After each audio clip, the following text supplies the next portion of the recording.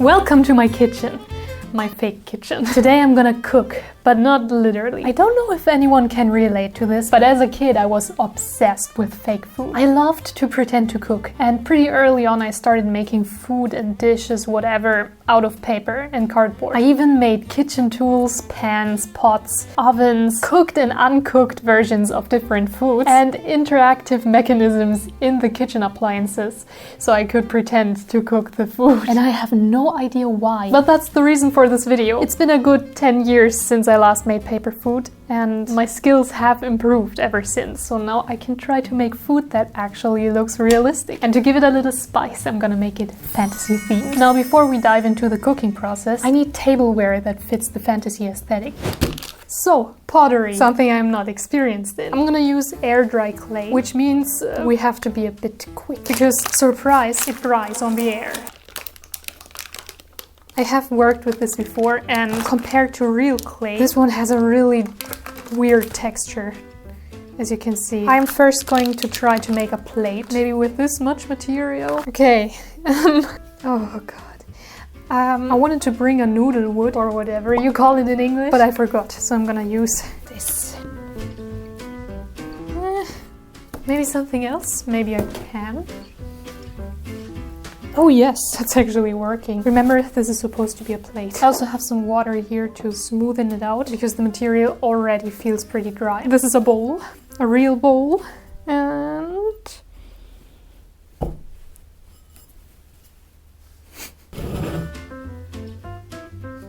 if I just cut it out to look like a normal plate, it might look a bit uneven. Maybe not a bit uneven, maybe very uneven. Yes, I'm using my box cutter. Don't hate me for that. As I said, it's pretty uneven, and the edges don't make it look like a plate at all. So I'm gonna try to smoothen them out with a bit of water. Oh my god, this is already drying.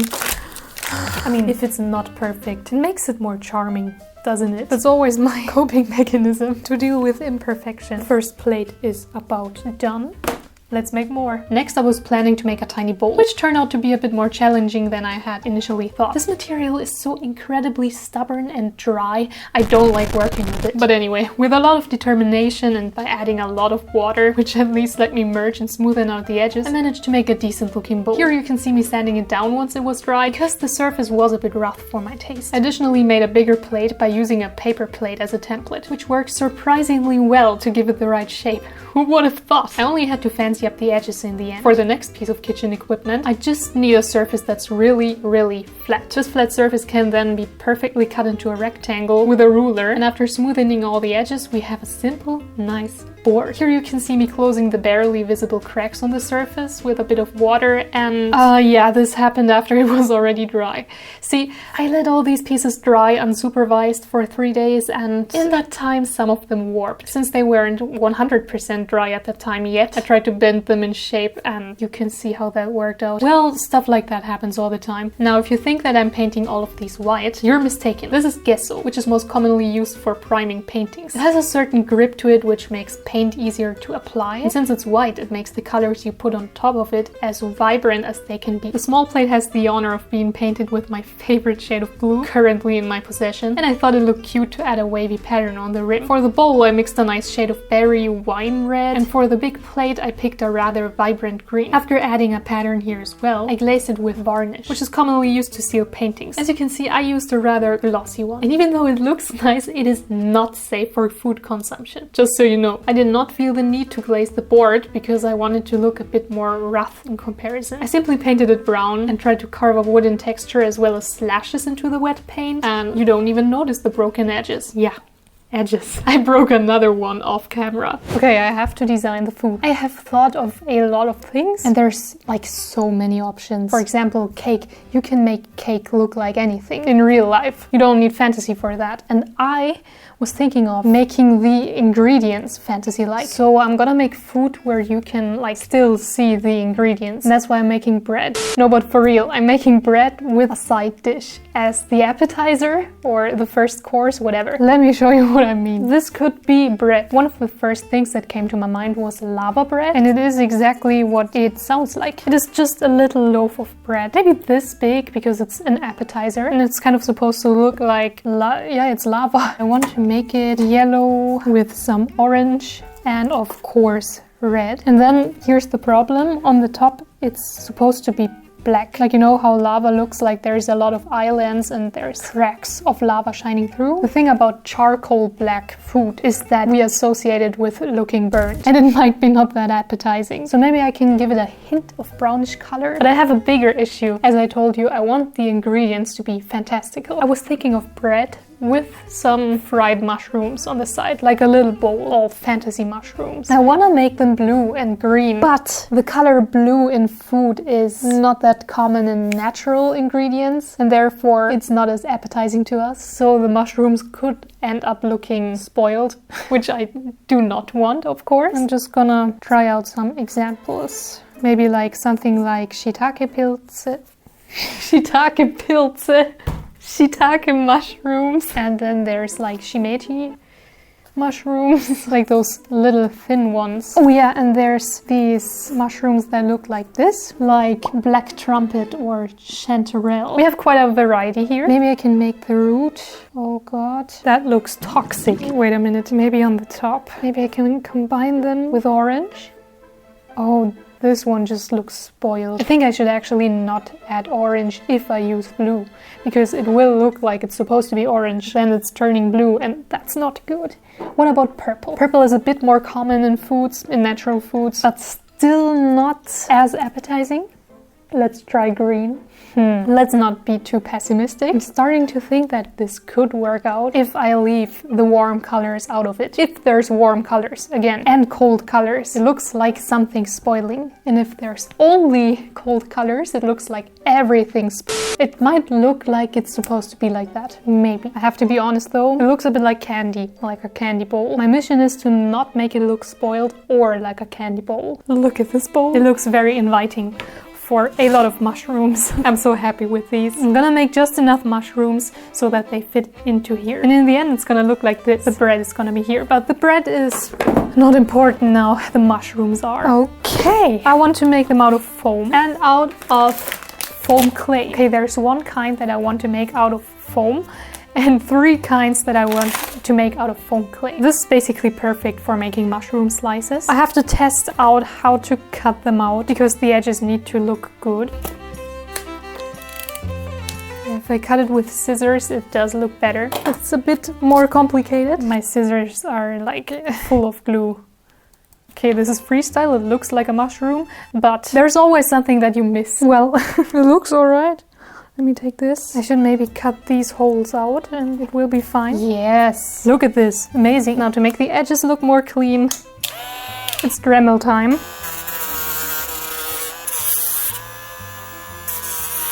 It's surprisingly tricky, well, not surprisingly, to sand down curvy surfaces. But I kind of tried to carve down the bumps and now I'm gonna try to polish them. This application is a bit more smooth.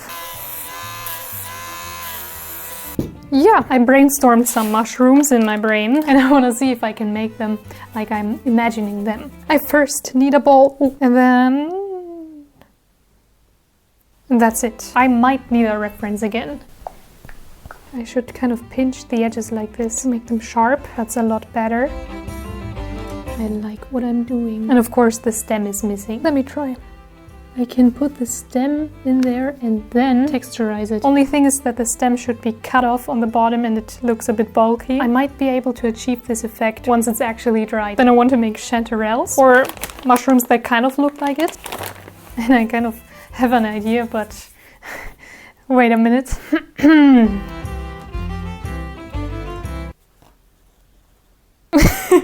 Okay, look at this texture. Amazing. Okay, it's kind of working, but also kind of not. I have to figure out how to do this exactly. Maybe I'm gonna add just a few things on top. I'm not as happy.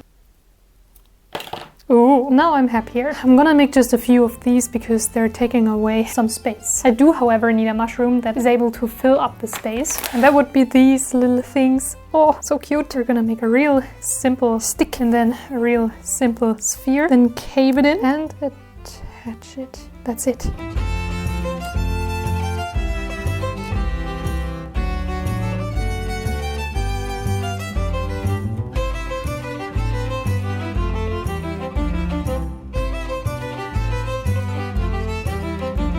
So I already primed the mushrooms off cam and I already painted them as well. I was experimenting with the colors and then I automatically just painted all of them. Anyway, I especially like the shiitake mushrooms because they kind of look like dried apple slices, and the creminis because they have a glittery surface. Here I'm applying varnish, and as long as it hasn't dried, I'm able to add tiny green paper flakes on top, which are supposed to look like seasoning. Look at these beauties.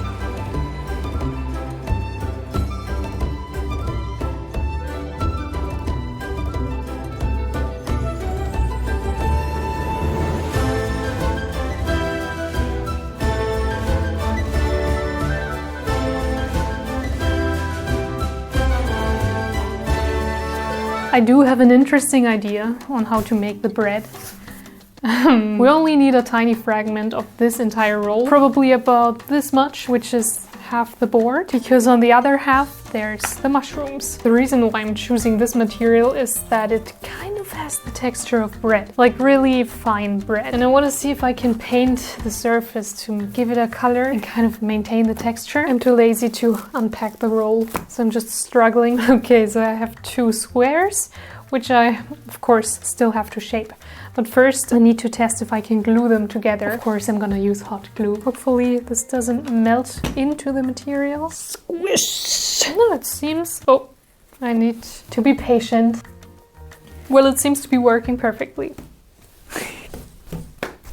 No, the first bounce was the best. The process of cutting the bread into shape was surprisingly easy. It did turn out differently than the sketch, but I decided to keep it that way and not add anything on top because the shape looks naturally nice. I was trying to form a smooth crust on top by layering a lot of gesso, but it dried so slowly that I decided to just leave the entire bread spongy. To make it look like lava, I want the inside to be rather yellow and then slowly let it fade to red on the outside. Then I carefully added some black and brown on the elevated parts to make it look baked and hopefully not burned, and I think it worked out pretty well. The first dish is ready to be served. Stir-fried mushrooms with lava bread. Dewdrop mushrooms have to be gathered near ponds during the early morning hours because once the sun has risen, they will just sink back. Cliffside Sunheads are usually found on the sunny side of large stone structures. Since they only grow on very high altitudes, it is recommended to have wings or some sort of flying magic at hand. Apple helmets are easy to gather, but sometimes tricky to find, because they grow on roots of apple trees and are colored exactly like dried up apples, except for the white dots on top. Don't confuse them with poisonous mushrooms. Rose chanterelles can be found in wild rose bushes. They naturally occur in formations that resemble the shape of roses. Watch out not to sting yourself on the thorns. Wash all the mushrooms you have gathered and cut the bigger ones into pieces. Add oil into a pan and start frying them slowly, while adding some herbs and spices of your choice on top.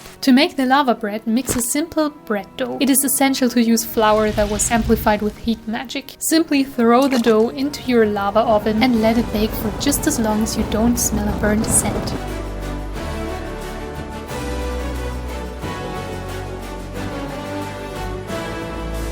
In the main course, I want to mix real food with fantasy food. I was thinking to make the burger bun colorful, but there is colorful burger buns. And just because it's like blue doesn't mean that it's fantasy themed. And just because it's normal doesn't mean that it's not a fantasy burger, right? Because the ingredients on the inside, they're gonna be different. We have a normal bun here. Ta-da! Now we also have a patty. This could be anything. I'm gonna make it just brown because at least this is supposed to look appetizing. And then, of course, cheese. But now we're done with the ordinary stuff. I was thinking of something that looks like vegetables, like cut up tomatoes or something, but it's purple and kind of red on the outside. Maybe I can make it sparkly. You don't have to see the vision yet. Don't worry. Then if you see purple in a burger, you're probably thinking of onion rings. I'm gonna add those as well. Never in real life. I hate raw onions. Hate But these onions are gonna be blue on the outside, because why not? Isn't there something like blue onions? But I'm not finished yet because I want to make them striped like a watermelon, just in blue. Then I was thinking of a star-shaped vegetable. Like this is some kind of pickled vegetable, but it's not pickles. It's not pickled cucumbers. It's something different. And it's bright yellow. I look a bit radioactive. Then I don't want salad, like just something dark green. And it doesn't have a big surface, but it's rather...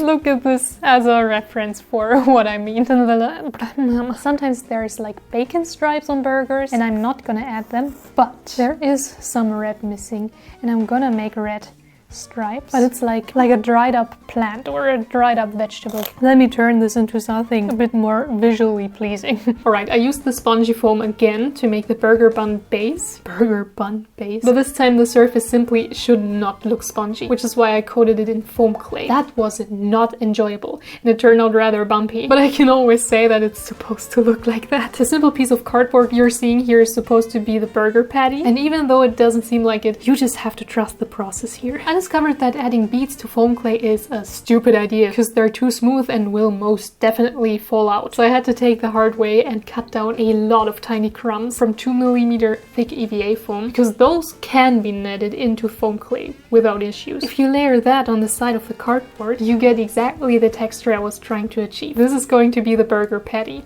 Of course we need some cheese. For that, I simply rolled out foam clay and cut it down into a square. And you may be asking yourself why it's so small. You will find out soon enough. I cut out so many shapes that they made my painting cardboard look like a cookie baking tray. And then I started painting everything.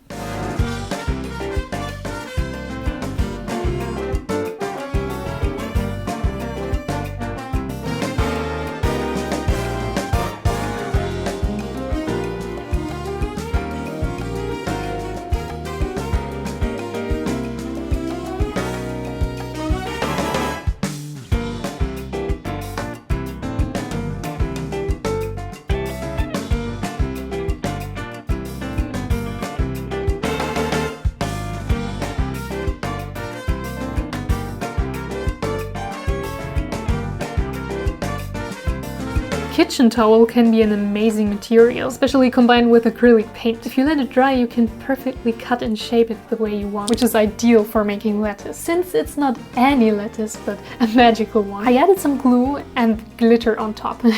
The glitter is everywhere. Anyway, now I have all the components ready to be stacked.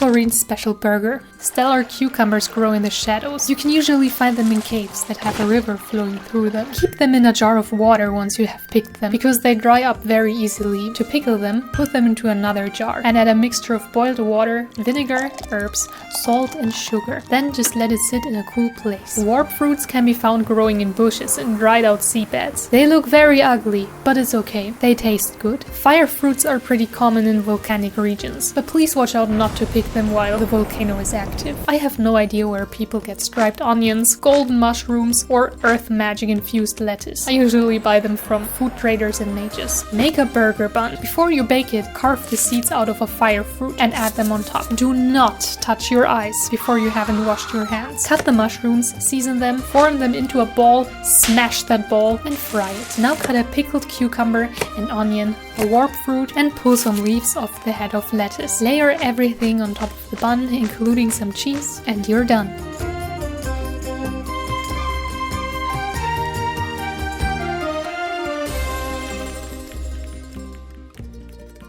A dessert. I'm thinking of vegetables. No. I'm thinking of raw ingredients. Fruit. A fruit plate. I want as much color as possible to be in there, because that's what you're always trying to achieve when you're making fruit plates, right? I have a few berries. I want to make star-shaped fruit slices, but also slices that look like apples, but also cubes and maybe some fruit leather. These look like blueberries, so I'm gonna add any color that's not blue. Yellow is quite interesting. What about this shade of green and this shade of blue? I'm kind of onto something, maybe. Okay, let me try to make blue and see if it turns out any good. Maybe some dark blue on the edges. I messed it up. I'm gonna try beige. That looks very unappetizing. It looks like a cookie. Oh, I want to eat bread. The cubes. Pink, orange, purple. But then they have patterns. Okay, those dots might be way too dark. It looks like it's molding. I'm too impatient. I just have to let it dry first. Maybe some yellow stripes. Speaking about patterns, I want to make the apples interesting. And maybe that was not the color that I... Wait a minute. I actually like this. Yeah. I want it to kind of be... It looks like an apricot. And then the fruit leather is just supposed to be transparent, kind of like lychees. This is an interesting arrangement. Maybe I can like turn it into something. Shaping fruit slices is not easy, but I did it. Barely. I decided to make only blue ones, and this is my favorite blue paint, mixed with a tiny bit of red. Yes, you heard that correctly. Luckily, I already have transparent paint with blue glitter in my possession, and I just added it on top, which makes the slices look like this. Okay, cubes, or rather rectangle slices. I decided to not make them look like fruit, but instead make mini cake slices. I put a lot of varnish on top because I wanted to make them look glazed, but to also add sprinkles, glitter, and... Why is the footage so blurry? Focus! I also made some simple berries that I textured with a broken brush stump and just painted them in vibrant colors. That's it. Fruit plate. Sprinkle berries always grow on sprinkle bushes. They grow in the forest near my house. Sky fruits grow very, very high up on sky fruit trees. You have to enter the tree through the crown because the fruits grow inside the trunk. Wash all the fruit you have gathered, cut the sky fruit in slices, and add a bit of cake on the side.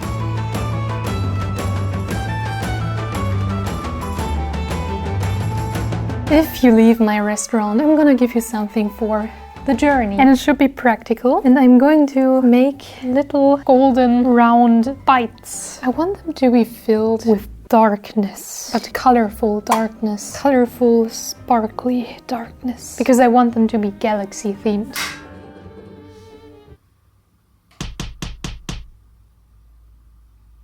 Here you go. This is flour foam, I believe. It crumples very easily and it's usually used to make decorative arrangements. But I'm using it to make balls. I literally never used this material ever. So I just tried pressing it into the shape of a ball and it kind of worked. Okay, maybe I shaved down the edges a bit, but it worked. And here we have many more foam crumbs. I'm using the exact same method here like the one I used on the burger patty because I want to achieve this fried crumby texture, if you know what I mean. I even got to use hot glue to glaze it a little bit. On the inside I added a mix of black, blue and sparkly paint, and on the outside I added a lot of gold. I carefully covered the glazing on top with a black marker, and that's basically it. Since I don't have any plates left, I simply folded a little paper box. Starry bites. Sometimes star shards fall from the sky. When that happens, you should not miss the opportunity to gather them because they're very tasty. Now, I can't tell you how to make the galaxy dough because mortal minds could not simply comprehend the process, and it is far too dangerous to reveal this knowledge to the public. Form the dough into little balls, coat them in star shards, bake them and glaze them with grinded meteor dust.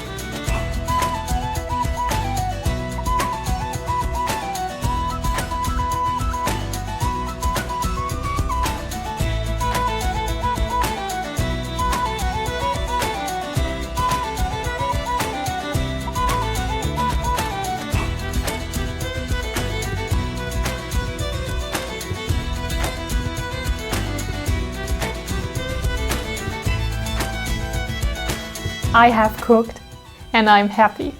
My inner child that is obsessed with fake food is happy. Sometimes when people ask me what I do in my videos, I don't always know how to explain it. I'm currently making fake food. Oh, what are you gonna do with the fake food? Are you gonna sell it? Are you gonna put it into an art gallery? No.